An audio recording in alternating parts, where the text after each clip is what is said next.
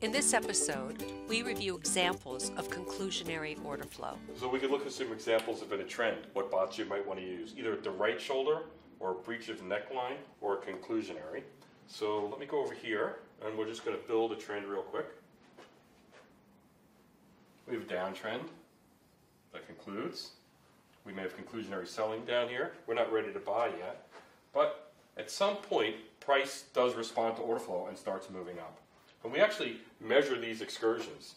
As price is moving down in the S&P, this may be a 6-tick excursion, this may be 8, and we don't really want to start buying until we see some sort of conclusionary selling down here. I'll make that in a red, a big conclusionary selling, and that would be a down yellow bar, engulfing sweep to the down bar, a yellow tick ratio, and this is all in the documentation. It's already pre-programmed into the bots, so you don't have to worry too much about it, but it's good to know what it is.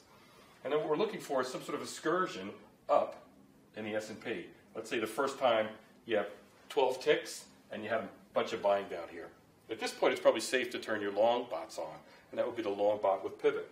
So if the market moved up 12 ticks or so, you could turn your long bot on. We don't know what's going to happen or when it's going to happen, but the market will retrace. Don't know where it's going to retrace to, but at some point here, or some point here at a double bottom, or sometime just below, there'll be another wave of buying. And the bot will jump on that and carry it up to whatever you programmed it to go for. So this could also be what you call a right shoulder. So when do I turn the long bot on? I don't turn the long bot on here. I don't turn the long bot on here. I don't turn the long bot on here. But after I see, wow, there was a lot of buying down here, and we see that in the order flow algorithm, it's painted on your screen, and the market moved up 3 points very quickly. Now I know the price is responding to order flow, at least demand-based order flow, positively, and I'm safe. So I turn my bot on here. This bot is our old trusty order flow with pivot. It'll take you up where you want to go. So let's look at where this long order flow with pivot bot would do well. Market came down, actually the market's going sideways here. Then it moved down hard, popped up 14 ticks. So about 2.5 points in the S&P. That's pretty good. We see that price is going to respond to order flow. We know we're on the long side of the market, or hopefully we're on the long side of the market. Anywhere after this pivot, you can turn your long bot on. The long bot will be sitting and waiting.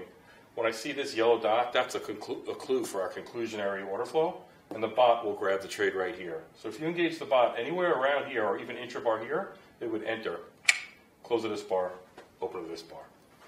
So it does a lot of the waiting for you. You don't have to pay attention. You have to hold your finger on the mouse. The bot will find what it believes to be the tick level, most precise sub-second level for you. So one nice thing about trading the ES is it's very predictable.